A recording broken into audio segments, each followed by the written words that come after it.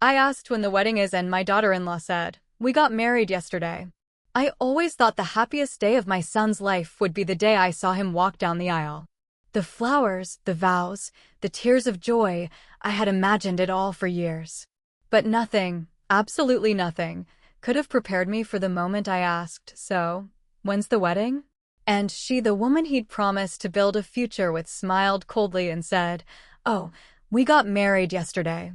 In that instant, time froze. My chest tightened. My world cracked in half. This isn't just a story about betrayal, it's about a mother who refused to be erased.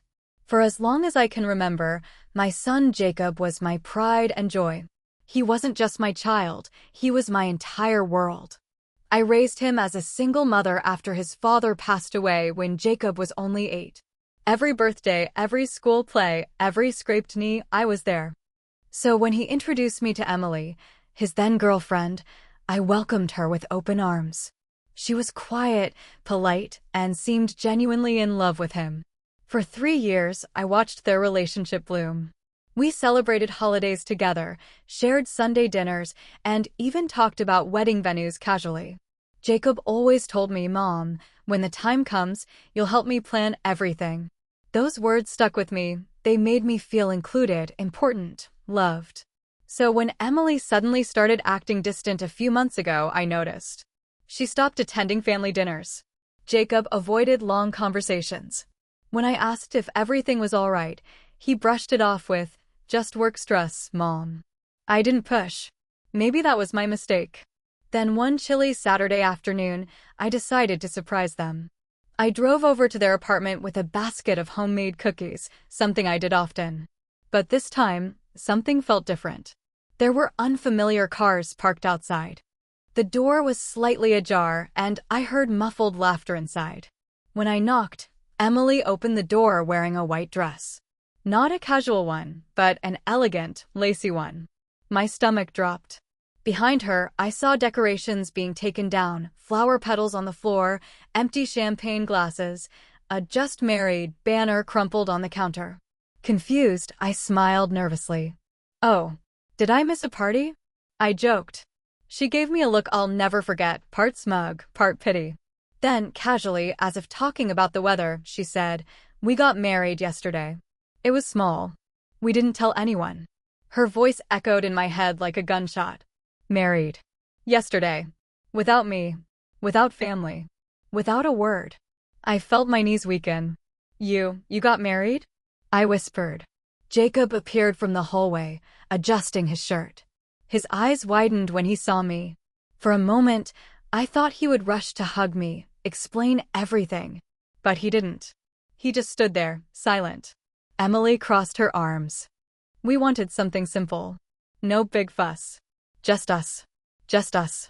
Those 2 words burned more than anything else. I swallowed the lump in my throat, forcing myself to stay composed. I had spent decades giving Jacob everything: my time, my love, my sacrifices, and he didn't even think I deserved a phone call? I forced a shaky smile and whispered, "Congratulations." Then I turned and walked away before the tears could fall. But as I sat alone in my car, gripping the steering wheel, something inside me shifted. This wasn't just about a missed wedding. This was about respect, love, and the painful realization that I had been deliberately cut out. They thought I'd stay silent forever. They were wrong. I didn't sleep that night. Every time I closed my eyes, I saw Emily's smug smile. Jacob's silence, the "just married" banner mocking me from their kitchen counter. My heart wasn't just broken, it was humiliated. At 3 a.m., I sat at my dining table with a cup of cold coffee, scrolling through old photos on my phone. Jacob as a baby. Jacob at graduation. Jacob holding Emily's hand on our last family vacation. I kept asking myself the same question over and over. When did I become someone they could so easily cut out? But then a different question rose. Why? Why the secrecy? Why the rush? Something didn't add up. I wasn't going to confront them blindly, though. I raised my son to be honest, but I also raised myself to be smart. The next day, I called Jacob. He didn't answer. I texted him, "Hey honey, can we talk? I'd love to take you both out for dinner. Just want to celebrate properly." Hours went by. No reply. Finally, around 8 p.m., I got a short message. We're busy this week. Maybe later. Maybe later. He'd never spoken to me like that in his life. That's when my instincts, the same ones that helped me navigate years of single motherhood, kicked in. I knew Emily was behind this distance. Jacob wasn't cruel by nature. She was pulling the strings. A few days later, I got my first clue. I was at the grocery store when I bumped into Linda, one of Emily's coworkers. We'd met a couple of times at holiday parties. She gave me a surprised look. "Oh my gosh. I didn't know you were in town," she said. I blinked. "I live here." She looked confused. "Oh, I just thought you must have traveled back for the wedding. Emily said your side of the family couldn't make it." My blood ran cold. "Emily said what?" I smiled politely, hiding my shock. "Oh, is that so?" Linda nodded. "Yeah, she told everyone the wedding was last minute because Jacob's mom was too busy to be involved. We all felt kinda bad for him." "Busy? Too busy for my own son's wedding?" I thanked Linda and walked away, but inside I was boiling. Not only had Emily excluded me, she'd rewritten the story to make me look like the one who didn't care. This wasn't an accident. This was calculated. I started to quietly gather information. I talked to neighbors, mutual friends, anyone who might have known something. And slowly, a pattern emerged. The wedding had been planned for months. Emily had personally told people not to mention it to me. She'd implied Jacob's family was too dramatic, and it was better to keep things private. Some vendors even mentioned they'd seen Jacob looking uncomfortable during planning, but Emily handled everything. The betrayal cut deeper with every detail. I decided to pay them a visit again, unannounced. It was a bright Sunday afternoon when I drove up to their house. I noticed something immediately, a new luxury car parked in the driveway. Not Jacob's. Not Emily's. When Emily opened the door, her face instantly dropped. "Oh, hi." I smiled sweetly. "Hi, darling. Thought I'd drop off some extra dishes from church. You know how it is." She hesitated, but let me in. Jacob wasn't home. The house smelled like expensive candles and catered food. Wedding photos were already framed on the walls, perfectly staged, with not a single family member of mine in sight. I walked slowly through the living room, pretending to admire the decor. Then I heard voices, faint but clear, coming from the slightly cracked office door down the hall. I wasn't proud of what I did next, but betrayal changes people. I leaned closer. Emily was on the phone. "Yeah, the house is in his name, but once the joint account is set up, it's just a matter of time. His mom's not in the picture anymore, so there won't be any complications." My stomach tightened. She laughed lightly. "Oh, please. He's so emotionally dependent. He'll sign anything. He worships me." I stepped back before she could see me. My hands were shaking, not from fear, but from the kind of anger that only comes when you realize someone is playing with your child's life. She wasn't just manipulative. She was strategic. That night, I called Jacob again. "Sweetheart, I'd love to have lunch with you. Just us." He hesitated. "Emily's got plans, Jacob," I said softly but firmly. "Just you and me." He sighed. "Okay, Mom." We met at our favorite diner. For a moment, it felt like old times. But I could tell something was off. He looked tired. Stressed. Like he was carrying something heavy. "So, I began gently. Married life treating you well?" He smiled faintly. "Yeah, it's good." "You didn't tell me, sweetheart," I said carefully. "About the wedding." He looked away. "Emily wanted it private. She thought it would be less stressful." "And you agreed?" He rubbed his forehead. "I didn't want to argue. She said you'd understand." I felt a lump rise in my throat. "Jacob, I missed the biggest day of your life. You didn't even call me. Do you understand how that felt?" He opened his mouth, but nothing came out. For the first time, he looked guilty. In the following weeks, I kept my distance, at least on the surface. But behind the scenes, I was preparing. I contacted an old friend of mine, Cheryl, who worked in family law. I didn't need her to file anything. I just wanted her to explain how marital assets, joint accounts, and house titles worked. She didn't ask questions. She knew me well enough to sense there was more beneath the surface. And what she told me chilled me to the bone. If Jacob added Emily's name to the house or joint financials too quickly, and something went wrong later, it would be almost impossible to reverse. I could already see the chessboard Emily was playing on. She was isolating him from me, controlling the narrative, and preparing to tie herself financially to everything he owned. But she underestimated one thing. She thought I was a heartbroken mother who'd fade quietly into the background. She forgot I raised Jacob alone. I'd fought harder battles than this. And this time, I wasn't going to confront her with emotion. I was going to confront her with strategy. After that lunch with Jacob, something inside me shifted. The pain was still there, but it hardened into resolve. I wasn't going to sit by and watch Emily slowly tighten her grip around my son's life. I'd seen women like her before. Perfect smiles. Calculated charm. They make everyone think they're angels until you pull back the curtain and see the strings they're pulling. So I decided to do what I do best: quiet observation, careful planning, and precise action. The first step was to build trust back with Jacob without him realizing there was a plan unfolding. If I stormed in guns blazing, he'd only see his controlling mom trying to sabotage his marriage. Emily had already planted that seed. So, I started showing up in small, harmless ways. I'd send over homemade dinners. Drop off groceries because I bought too much. Little gestures that reminded him of the warmth he grew up with. And slowly, it worked.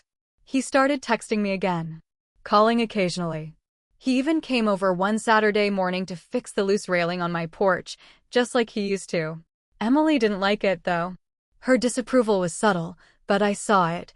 The stiff smile, the way she'd keep checking her phone whenever he lingered too long. I wasn't trying to create a war, but I needed Jacob to remember who he was before her influence became absolute. The second step was information. I reached out to Cheryl again, my friend in family law. This time, I laid everything out: the secret wedding, Emily's manipulation, the overheard phone call about joint accounts, and the house. Cheryl listened without interrupting, then leaned back in her chair. She's isolating him, controlling the narrative, and setting up financial entanglements, she said. Classic tactic.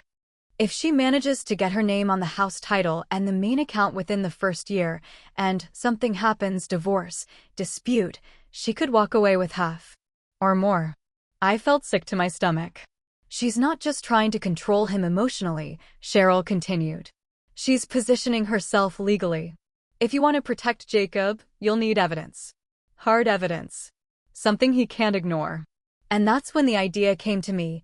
If Emily was confident enough to talk about her plans behind closed doors, chances were she'd slip again. I didn't want anything illegal. That was a line I wasn't willing to cross. But I could observe. Document. Connect dots she thought were invisible. So I started attending HOA meetings, local charity events, and fundraisers where Emily liked to show off her perfect couple image. I stayed in the background, quiet, smiling, watching. And it didn't take long. At one community wine mixer, I overheard her bragging to a friend about securing the house soon because Jacob's too sweet to say no. Her friend laughed and said something about golden handcuffs. Another time, at a dinner, she was carelessly chatting about how Jacob had a decent inheritance tucked away, adding, "He won't need it once we merge accounts. It'll all be ours." She wasn't even trying to hide it anymore. She thought I was powerless. But I was documenting everything. Dates, times, exact words. Even witnesses who could vouch for what was said. Meanwhile, I began subtly planting seeds with Jacob, not about Emily, but about himself. One Sunday, over lunch, I said, "Sweetheart, I've been reviewing some of my legal documents. You know, wills, house deeds, boring stuff. You should probably make sure all your own documents are in order now that you're married. It's just smart." He nodded absent-mindedly at first. But a few days later, he called me. "Mom, quick question. If someone gets added to the house title, can they, take it if things go bad?" I smiled. "Why do you ask?" "No reason. Just wondering." That was the first crack in Emily's control. The third step was to let Emily underestimate me. I invited them both over for a nice family dinner. She arrived in her usual flawless outfit, expensive perfume, fake laugh. But this time, I played my role perfectly, the sweet, naive mother who was so happy to have a daughter now. I complimented her dress. I asked about her work. I acted like the woman I used to be before I knew the truth. And she relaxed. Too much. Over dessert, she casually mentioned, "Oh, by the way, we're meeting with the bank next week about the joint account. It's just easier when everything's together, right?" I nodded slowly, pretending to agree. But inside, my brain was working at lightning speed. Bank meeting. Joint account. Timeline. She thought she had full control over the board. She didn't realize I was setting up my own chess pieces quietly. The next day, I took a bold step. I visited Jacob at his workplace during his lunch break, something I hadn't done in years. I brought sandwiches, just like when he was in college. He was surprised but happy. We sat outside on a bench, and after some small talk, I gently said, "You know, sweetheart, marriage is beautiful. But it's also serious. It's not just love, it's contracts, finances, long-term decisions. You need to protect yourself too. For both your sakes." He looked uneasy. "Emily says joint accounts make everything more transparent. Like we're a team." "Being a team doesn't mean giving up your identity," I replied softly. "If you build something together, that's beautiful. But what you built before, your house, your savings, that's your foundation. Don't hand it over just because someone says, 'Trust me.' Make sure you know where everything stands." He didn't respond right away, but his silence wasn't dismissive. It was thoughtful. That was enough for now. A week later, Jacob invited me over alone. Emily was out with friends. He sat me down in the living room, looking conflicted. "Mom, can I ask you something personal?" "Of course." "Do you think Emily married me for money?" The question hit me like a wave. He said it quietly, like he'd been holding it in for a long time. I didn't rush to answer. "Jacob, I think Emily likes control. I think she likes being in charge of how people see your marriage. But what I think doesn't matter. What matters is, what do you see when you're alone with her? Do you feel loved? Respected? Or managed?" His eyes watered. "Sometimes I feel like I'm being handled." I reached across and squeezed his hand. "Then trust that feeling. It's not paranoia. It's your intuition." For the first time, I saw the man I raised, not the shadow she'd turned him into. Meanwhile, Emily's confidence was growing. She'd started hosting more social events, acting like queen of their neighborhood. So I decided it was time to set the stage for what was coming. I called Cheryl again. Together, we drafted a simple letter, nothing aggressive, just informational. It explained Jacob's current property ownership, what joint accounts meant legally, and why sudden changes could have serious consequences if not reviewed carefully. I presented it to Jacob as a gift. I said, "Before you sign anything, just read this. No pressure." He agreed. And that single letter planted the final seed of doubt in his mind. What Emily didn't know was that every move she made was now under quiet scrutiny. She thought she'd isolated Jacob from me completely. But instead, I'd slipped back in gently, strategically, without ever attacking her directly. I wasn't just protecting my son's heart anymore. I was protecting his future. And as the bank meeting approached, I was ready for whatever move she tried to make next. The bank meeting was set for Thursday at 3 p.m. Emily was excited. Too excited. She dressed that morning like she was heading to a red carpet event, tailored cream blazer, gold earrings, flawless makeup. Jacob, on the other hand, looked uneasy. His shirt was wrinkled, his tie half-heartedly knotted. He wasn't saying much. I knew because he'd called me earlier that day. "Mom," he'd whispered from his office, "I read the letter you gave me. And? I think I need to slow this down." That was all I needed to hear. At 2:45 p.m., they walked into the bank. Emily led the way, bright smile, manicured hand holding Jacob's arm tightly, not lovingly, but possessively. She wanted the bank manager to see them as a unit. She had no idea Jacob had requested a private pre-meeting with the bank officer earlier in the week. When they sat down, Emily immediately took charge. "So, we're here to merge Jacob's personal accounts with our joint account," she announced, like she was the CEO of his life. It's just easier when everything is together. The banker nodded and began pulling up the documents. But then, Jacob cleared his throat. Actually, he said, voice steady, before we do anything, I'd like to go over a few points first. Emily froze for a split second, a flicker of surprise, before recovering with a forced laugh. Oh, babe, we already talked about this. It's just a formality. But Jacob didn't back down. No. I want to understand exactly what happens to my house and inheritance if I merge these accounts. The banker straightened up, sensing tension. Well, Mr. Collins, once merged, the funds become joint property. That includes any money deposited afterward. And if you add your spouse to the house title, she becomes a co-owner legally. Any future changes, like selling or refinancing, would require both signatures.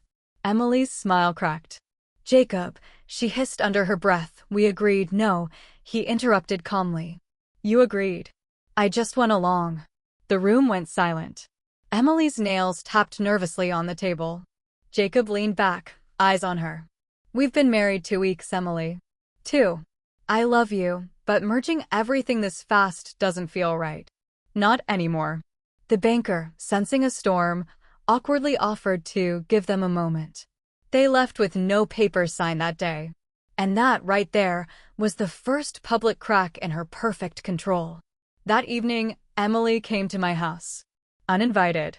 I was on the porch watering plants when she pulled up in her shiny white SUV, slamming the door a little too hard.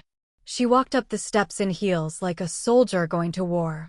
Her smile was nowhere to be found. Hi, Emily, I greeted calmly. Don't hi me, she snapped. What did you say to Jacob? I tilted my head. About what? About the accounts. The house. The marriage. She spat the last word like it was a weapon. He's suddenly questioning everything. That didn't just come out of nowhere. I wiped my hands on a towel, keeping my voice even. I told him to protect what he's built. Any good parent would. Her eyes narrowed. You're trying to turn him against me. No, I said softly. I'm trying to make sure he's not being turned into someone else's property. She stepped closer, lowering her voice. Listen to me carefully. Jacob loves me. We're married. You need to accept that, or you're going to find yourself on the outside of his life permanently.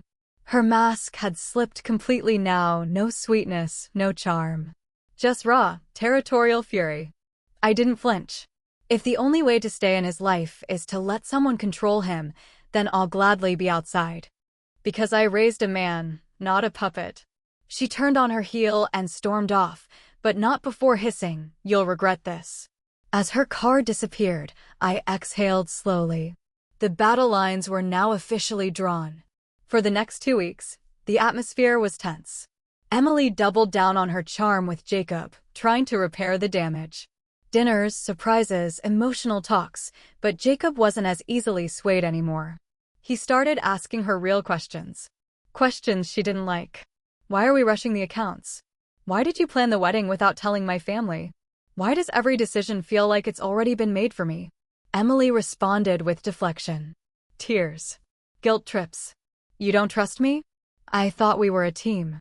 I can't believe you'd question my love. Classic emotional manipulation. But this time, Jacob was seeing through it. Then came the charity gala. Emily loved events like these, a chance to flaunt their marriage to the neighborhood's elite. She wore a glittering navy dress, every hair in place. Jacob looked sharp too, but there was a distance between them. I attended as well, invited through a friend on the planning committee. I didn't plan drama that night, but drama had a way of finding her. Halfway through the event, I was near the refreshment table when I overheard Emily in the hallway talking to her best friend, Tessa. She didn't realize I was standing just around the corner. Tessa whispered, "You think he'll sign eventually?" Emily laughed, that cold, calculating laugh I'd heard before. Of course he will. Jacob's too soft. He just needs a little emotional nudge. Once I'm on the accounts and the house title, it's checkmate. He can cry about boundaries all he wants legally, it'll all be ours. I froze. My stomach churned. Then she added the final nail, worst case? Divorce after a year. I still walk away with half. That's how the game works. I pulled out my phone. My hands shook, but my voice recorder was on. This wasn't gossip anymore. This was proof. Later that night, Jacob came to find me. He pulled me aside, away from Emily. "Mom," he said, voice low, "Emily's been acting weird all night.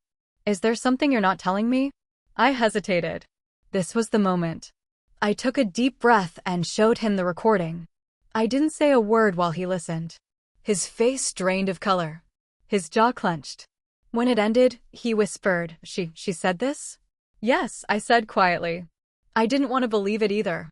"But you deserve the truth." Jacob didn't cry. He didn't yell. He just stood there, silent, cold, processing. Then he looked me in the eyes and said, "Thank you for not giving up on me." The next day, Jacob confronted Emily privately. He didn't tell me exactly what happened, but I heard enough through the grapevine to know it wasn't pretty. She tried to deny it at first. Claimed it was a joke, taken out of context, just venting. But Jacob wasn't naive anymore. He told her the accounts would remain separate. The house title wouldn't be touched. And if she tried to manipulate him again, he'd walk away. Emily didn't take it well. She cried, screamed, accused him of betrayal. But the more she spiraled, the clearer it became who she really was. Within a month, Jacob quietly filed for an annulment, citing fraud and deception. Emily was blindsided. She thought she had years to secure her grip, not weeks. She tried to fight it legally, but that recording? It was damning. Combined with the rushed secret wedding and financial pressure, the case was solid. She didn't get the house. She didn't get the accounts. She didn't get half of anything. All she walked away with was embarrassment, legal fees, and the whispers of a neighborhood that suddenly saw through her mask. And as for Jacob, he came home one evening, sat on my porch, and said, "I almost lost myself, Mom. Thank you for being my anchor." I hugged him tightly. "You were never lost. You just needed a reminder of who you are." The annulment went through faster than anyone expected. Emily had walked into this marriage thinking she'd secured a golden ticket, but within weeks, the entire house of cards collapsed. The recording Jacob presented to the court became the centerpiece of his case. Emily's own words, casually admitting her plan to manipulate and cash in, were more powerful than any lawyer's argument. Her attorney tried to spin it as sarcastic banter, but the judge didn't buy it. The annulment was granted on grounds of deception, meaning Emily had no legal claim to Jacob's house, savings, or assets. Everything she tried to rush into her control? Gone. For the first time in weeks, Jacob breathed freely. He moved back into his old routine, but with new boundaries. His passwords were changed, his accounts secured, and his sense of self restored. He started therapy to untangle the emotional manipulation he'd endured. Slowly, the guilt and confusion faded. What remained was clarity and strength. Emily, on the other hand, didn't disappear quietly. She tried to paint Jacob as cold and untrusting to mutual friends, twisting the story into her own narrative. But people in the neighborhood had already heard snippets of the recording. Tessa, the friend she'd bragged to, wasn't exactly known for her loyalty. Word spread fast. Before long, Emily became the subject of whispers at charity luncheons and HOA meetings. Her carefully curated image of the sweet, perfect wife shattered. The invitations stopped coming. Her social circle shrank. And in a place where reputation was currency, Emily suddenly found herself bankrupt. Meanwhile, Jacob quietly thrived. He focused on his career, picking up a big promotion he delayed during the whirlwind wedding mess. He traveled more, spent weekends with friends, and started hosting family dinners again, something he'd avoided while under Emily's shadow. At one of those dinners, he raised his glass. "To starting over," he said, smiling for the first time in a long while. I raised mine back. "To never settling for someone who sees you as a prize instead of a partner." Emily's final blow came 6 months later. A local lifestyle magazine, one she desperately wanted to be featured in, published a story on the dangers of financial manipulation in marriage. They didn't name names, but anyone in the community could read between the lines. The quotes? The timeline? The recording? It was her story, laid bare for everyone to interpret. Jacob hadn't leaked it, but someone clearly had access to the right circles. Emily's attempt to rebuild her reputation ended before it began. As for revenge, it wasn't loud. It wasn't dramatic. It was quiet, precise, and public. Jacob never slandered her. He never posted online rants or tried to humiliate her directly. He didn't need to. Her own words had done the work for him. And in the end, Emily was left exactly where she'd started, except now, everyone could see her for who she truly was. Months later, Jacob met someone new, not through dating apps or fancy events, but through a mutual friend at a weekend cookout. She wasn't flashy, didn't care about status, and laughed at his bad jokes. He took things slow this time. Very slow. No rushed weddings, no joint accounts overnight, no signing papers without understanding every line. It wasn't about revenge anymore. It was about growth. The day his annulment papers were finalized, Jacob stopped by my house with a small box. Inside was his old wedding ring, simple, silver, and heavy with memories. "I'm not keeping this," he said softly. I handed it back. "Then don't. But don't throw it away either. It's not a symbol of failure. It's a reminder that you survived something ugly and you came out stronger." He smiled. "Yeah, I like that." Emily moved out of town a few months later. Some said she chased a new business venture. Others whispered she was trying to reinvent herself somewhere no one knew her past. Either way, she was gone and Jacob's life finally felt peaceful again. In the end, this wasn't just a story about betrayal. It was a story about recognizing manipulation, standing your ground, and letting truth do the heavy lifting. Sometimes, revenge isn't about striking back. Sometimes, it's about letting the mask fall and walking away stronger than ever.